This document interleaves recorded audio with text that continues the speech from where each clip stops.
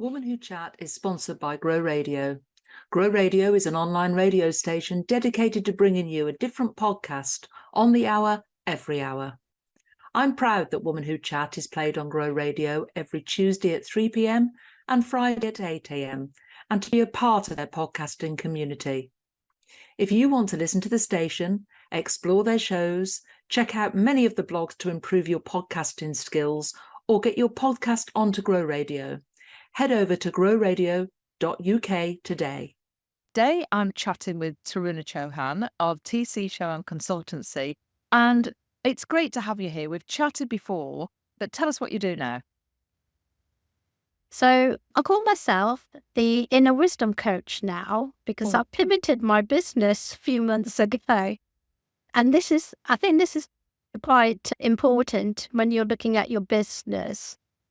I didn't enjoy what I was doing with the compliance work I started my business doing. So I made the decision to pivot and do more of the coaching that I do love. So I think sometimes you do have to make a business decision, which can be really a big decision, but sometimes you have to make it to have the business you want, and that gives you joy and fills your heart. What I say, I like the phrase, makes your heart sing. Because you want to get up in the morning, don't you? Absolutely. You love the work. I say, if I get out of bed in the morning and don't like what I'm doing, I change it. Only you've got the power within you to change it. Nobody's going to do it for you. I really admire you doing that. You were obviously getting out of bed in the morning and not enjoying what you were doing. So you've made the decision to change it. And I can see that you light up now when you talk about what you're actually doing now. And it's doing what you love, what you've trained to be, what you're qualified in, but you're just taking a different path. Yeah, absolutely. And the thing is, as business owners, I think it's important, as you said, we're able to make our own decisions. So with that in mind, once I made that decision, then I had to think about, well, what actually am I going to do? What are the services I'm going to offer? So I actually sat down, and I already had some workshops I was already doing. So it's about sitting down and think about, what do I actually want from this new business that I'm doing? I'm classing it as a new business because I haven't really pivoted just to doing coaching and mentoring. And you know what? It's so exciting. And I think that's the other thing. Get excited about your business planning. It doesn't have to be boring. A business plan doesn't have to be boring. Make it fun. And you don't need a fun-based business plan. It's your business. I do it on one page. And I use words and things. I use a goal map to do my business planning. So mine's actually affirmations about what I want, but also pictures that go with it. So I'm using my whole brain. And then it comes down to, well, how am I going to do it? Who am I being? What actions do I need to take? So it does cover all the important points, but in a fun way. Yeah. And I think that's important. Yeah, and I really like that because not everybody, when you talk about a business plan, and I do with some of my clients, we do work on a business plan. And it's a long and detailed document. And the biggest mistake I made when I first started out in business, it was 20 years ago, was I did a lovely business plan. It looked very pretty, but it was only a snapshot in time. And I put it in a drawer and I forgot about it. And it's not. It's a working document. It's a live, living document. And I actually love the way you've actually suggested that you can make it visual. You can put it just on one page. You don't have to do that huge document. You can keep it simple. And the other thing is, and you've touched on it, it's a live document. And I did the same as you. When I first started my business, I had to do a business plan because I was getting some help through the local government scheme. So I had to do a business. I did it. Did I get excited about it? No, I didn't. And like you, I'm pretty neutral. I never looked at it again. But this plan that I have and the one I'm going to be creating for 2025, I look at it every day. It's part of my morning routine. I look at it every day. I look at what I want to do. And what that does is sends information to your subconscious mind. And your subconscious mind runs 90% of what you do. Your conscious mind just tells it. So what your subconscious does, picks that up, and you can find the opportunity. Obviously, you have to take action. So that's another thing. And that's all based in neuroscience as well. So that's important. So when you're planning something, and I know some people say, oh, they'll plan for the next 3 years or everything. I find that a bit too said, God, I don't even know if I'll be around in 3 years because of the age I am. So I planned 12 months ahead because having big and small business, I can be agile. So for me, it feels comfortable to be 12 months, work 12 months in advance. I'm not saying don't do the 3-year, 5-year plan. If that's something that you love doing, then do it. But personally, it doesn't float my boat. So I do every 12 months. And I like it because it keeps me agile, but also I love like this time of year, I'm looking at what am I going to do? What am I going to call the workshop I'm going to be doing around setting goals and looking at what you want to do? So to me, it makes it exciting. And I think if it's not exciting, then you don't want to take action. So make it exciting. The other thing I do is I'm working like myself, I work in 90-day cycles. Yeah. And I find that's really useful. And then the 90 days is broken into what am I going to do for the month and then the week. Now, the way I plan my week, it may not work for everybody, but this is how I do it. And it's worked for me for since I started my business. So on a Sunday evening, I'll sit down, sometimes with a glass of wine. And the first thing I do is actually, I start my meal planning. And I look at my diary, what have I got on? Am I going to be away? And I do my meal planning. Because I need to know, am I cooking or do I need to ask husband to cook? The children are no longer here, so it's either me or hubby who's going to cook, or are we going to get some food in?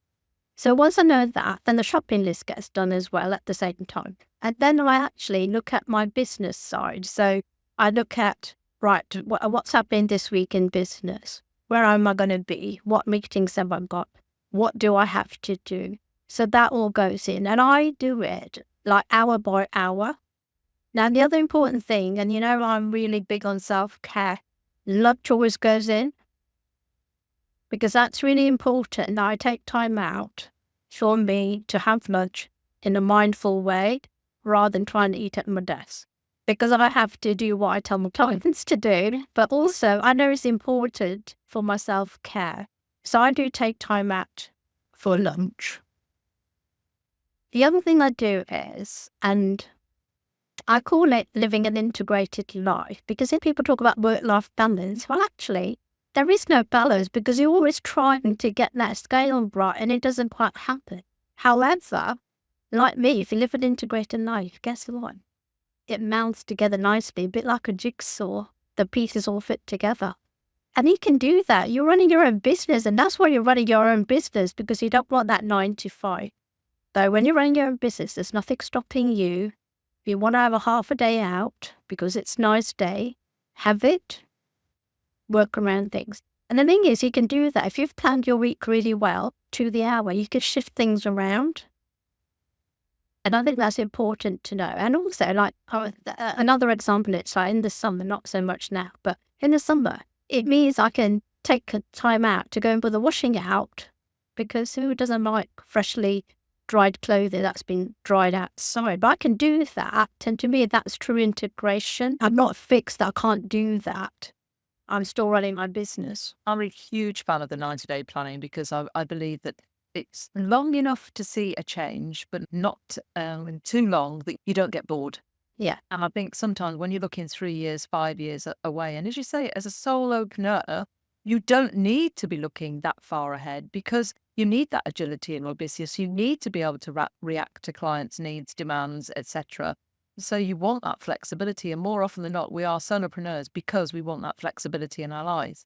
But when you're employed, it's slightly different and you've got to work around your employment. You've got to work around the business and that's fine. But it's still good to plan, even if you're employed and not self-employed running a business. I think planning can come into all aspects of your life. I plan my holidays before I do anything else. Yeah, no, I do the same. And the other thing I was going to say, the other thing I plan in, and like as it's Diwali this week, it's Diwali week, I should say, there's always some religious aspect, like today's a special day as well.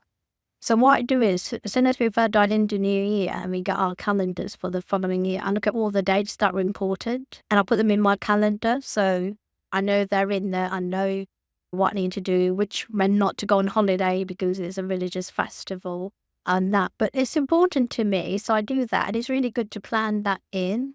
And then, like yourself, the other thing is planning the holidays. And I think even if you're not going away, even if you haven't booked anything, I think if you have a thought about, I want some time off at this time, then you can book a last minute holiday. But I think if you put it in, you're more likely to have, rather than just keep working and then burn out because you've not given yourself any time to recuperate your batteries. I did find actually when I have blocked weeks out before and said, right, I'm not working that week. But if I don't go away, personally, for me, if I don't go away, I have a tendency to work. So for me, I need to know that I'm somewhere different. Yeah. And it doesn't have to be abroad, that can be anywhere. But I find that I switch off better if I go away, because there's always something to do. There's always that tendency to answer a few emails. There's always a tendency to think, well, I'll do that today. Yeah. Out the way. And I've taken a whole week off before out of the business and ended up working on the business for a week, not a holiday. No, that's true. Yeah. I think also when I'm lying on a sunbed, as I love to do, or when I'm away or traveling around Italy, it opens up space in your mind to be creative. And therefore you can capture those things so that when you get back, you can build things, those ideas, those innovations into your business plan, into that planning.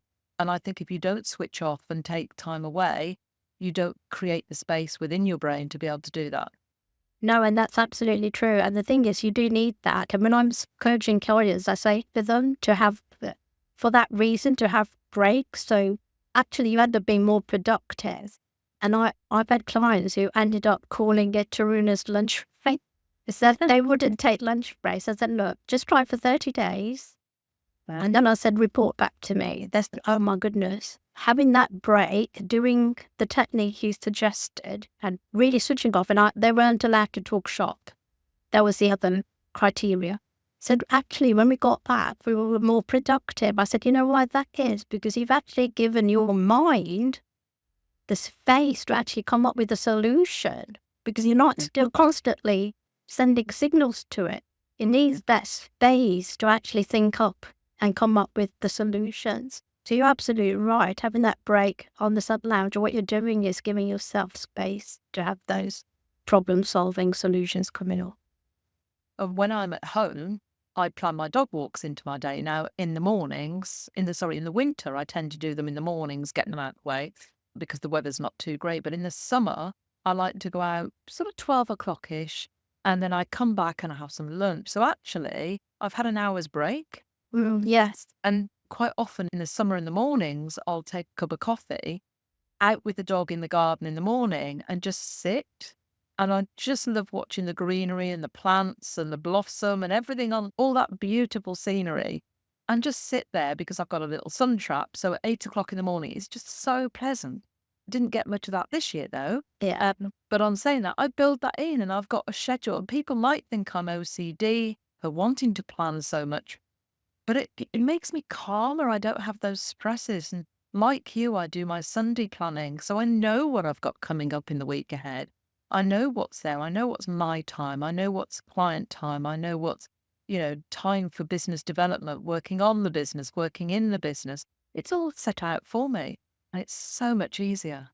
Yeah, and I agree with you. I'm like that. For me, it creates less stress, but also it creates more flexibility because you know where everything is. So if you say you had an emergency, move things around, so you know where they are. But if you don't know where they are, then you think, oh God, did I have something planned? Oh, I'm not sure. And then you forget a meeting or something.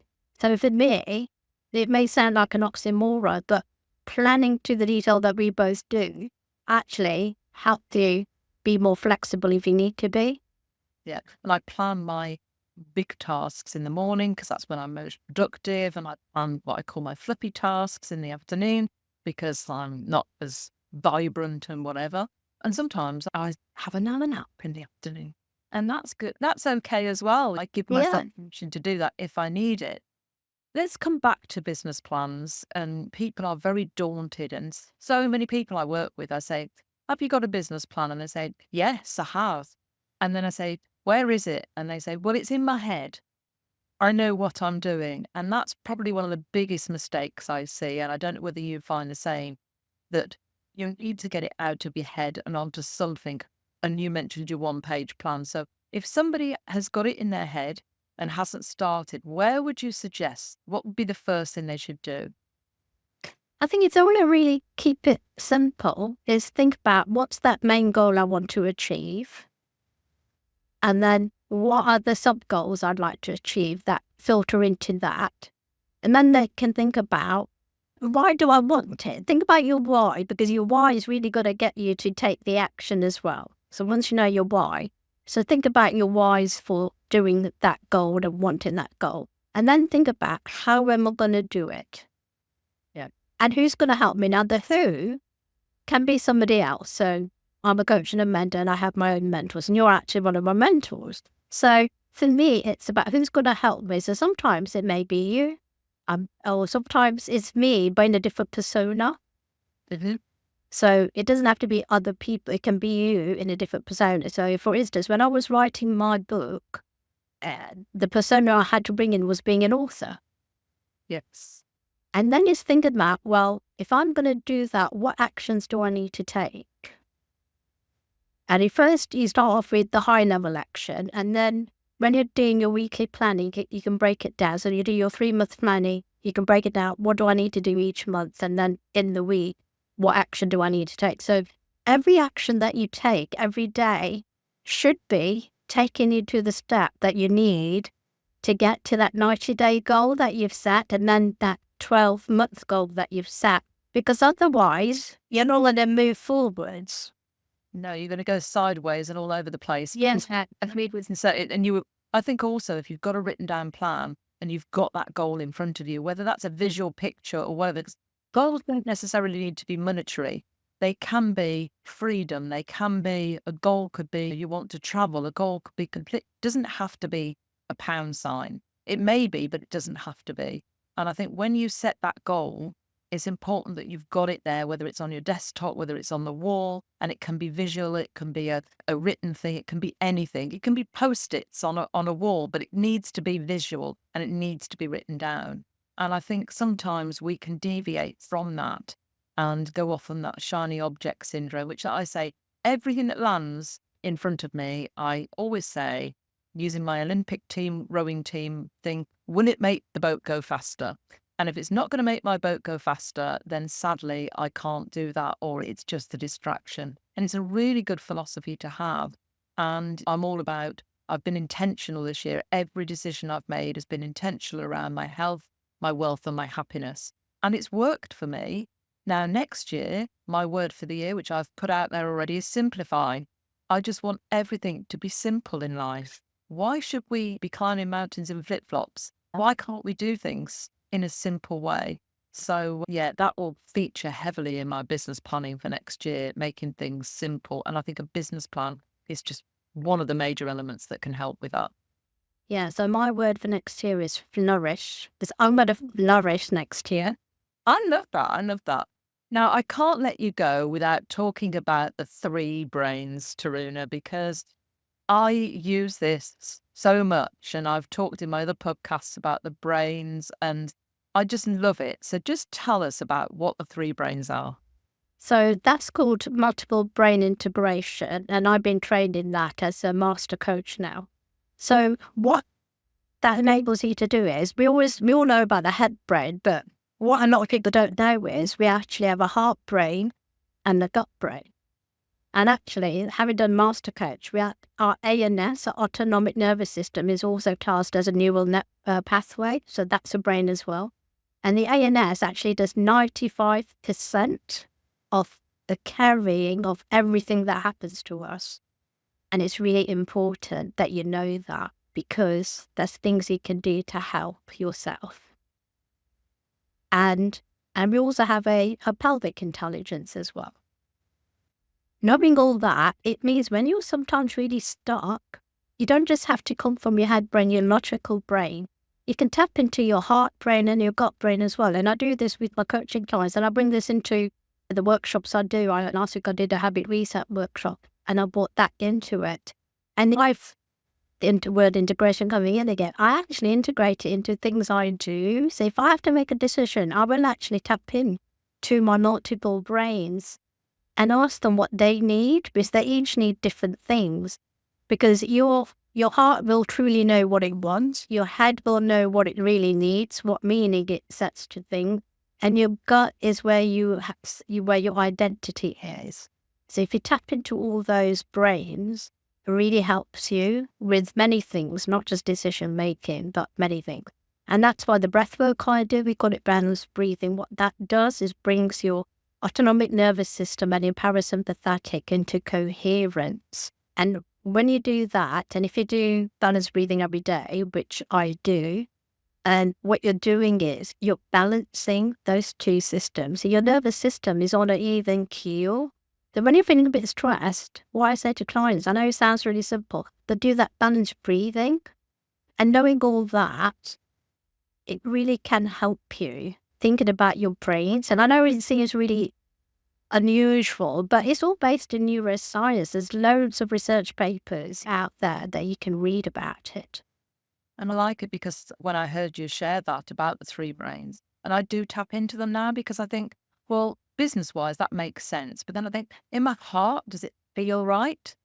And then I think, and you talk about gut decisions, and I go with my gut because gut feelings are so powerful and they're there for a reason. They are. They're there to question you. They're the devil's advocate. They're there to say, yes, your head's saying it's okay and you want to do it with your heart. My gut's saying, does it feel right? Is it right? Is it giving me that uncomfortable feeling? Sometimes discomfort is good if you up level, but sometimes it's telling you something. And the thing is, you'll know if it's the discomfort of up leveling or if it's the discomfort of, no, I shouldn't do it. Yeah. And I've had it before where I've not followed my gut instinct and things have gone pear-shaped because I've not followed it. But when I follow it, things have gone right. And like you said, you'll know that. And did you know, more messages go from your gut brain to your head brain than the other way around? Really? Well, that's interesting. So we should be listening to our guts more often. Listening, but also feeding our gut good, nutritious food, because then you'd have good microbiome, which helps. And I know that's a topic for another day. That's a topic for another day. Your book of your traditional recipes passed down from generations in your family, which I can't wait to see come to fruition. Before we leave, and sadly we've run out of time, Taruna, before we leave, I always ask my guests to leave a piece of advice or top tip. I now call this my mic drop moment. So what profound learning or piece of advice would you like to leave us with? It's about integration. So for me, it's about integrating my life. And by doing that, it's really helped me, not to get too stressed, because I know what things I need to do that are personal based and not business based. But that stops you getting stressed out, thinking, oh God, I have to finish doing something in the business to do something. By thinking of it as an integrated piece that you're doing, it all gels together. So you have a great day because you're already thinking in that way. So that would be my tip.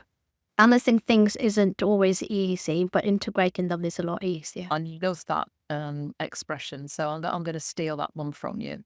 Thank you, Taruna. It's been great chatting to you today, and we'll put all your contact details into the show notes. And we'll be back next week with another edition of Woman Who Chat. Thank you.